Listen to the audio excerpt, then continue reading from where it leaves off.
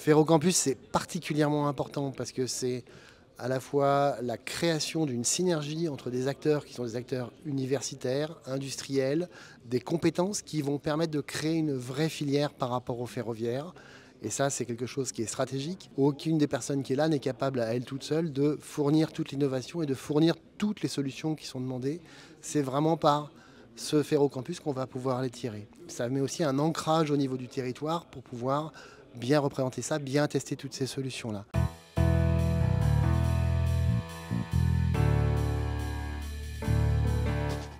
La table ronde est la présentation des projets innovants qui ont été nominés dans le cadre du Coryphère 1. On voit qu'on a des projets qui sont tous semblables, c'est-à-dire fournir des solutions en rupture par rapport à ce qui existe déjà.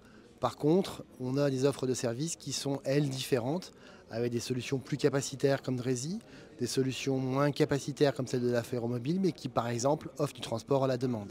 C'était intéressant de faire un retour sur l'état de réalisation de l'ensemble de ces projets. Ce qu'on fait au niveau de la Ferromobile, on est en train de créer cette solution qui a deux particularités. C'est un train léger, puisqu'on a des véhicules qui font environ 2 ou 3 tonnes, suivant qu'on a des passagers ou pas à l'intérieur.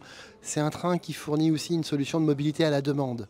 Plutôt que d'avoir des solutions plus lourdes, qui vont demander à avoir des horaires prédéfinis, on va avoir des véhicules qui vont pouvoir être appelés soit par appel à un centre, soit par appel à une solution de type smartphone, qui vont permettre d'avoir un véhicule dans les 5 ou 10 minutes et qui vont permettre de se déployer.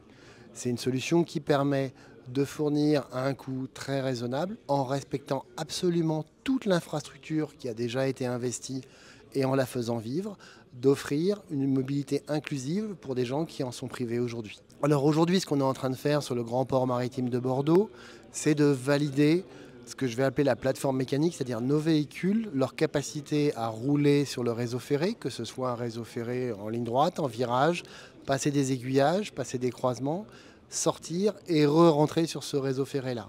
On le fait aujourd'hui en conduite manuelle, ce qu'on est en train de valider, pour préparer après notre roulage qui va se faire en mode autonome, qui nous permettra de prédisposer les véhicules sur la voie. Les Ferrocampus d'Aise, c'est la capacité de se rencontrer, la capacité d'échanger, que ce soit à la fois au niveau de la technique, mais surtout au niveau du service, parce que quelque part, on cherche tous à fournir une solution à terme. Et donc, pouvoir échanger avec les autorités, avec les régions, nous permet aussi de bien nous ancrer, d'avoir un second regard par rapport à ce qu'on livre et de livrer quelque chose de pertinent, pas une solution technique, mais un service.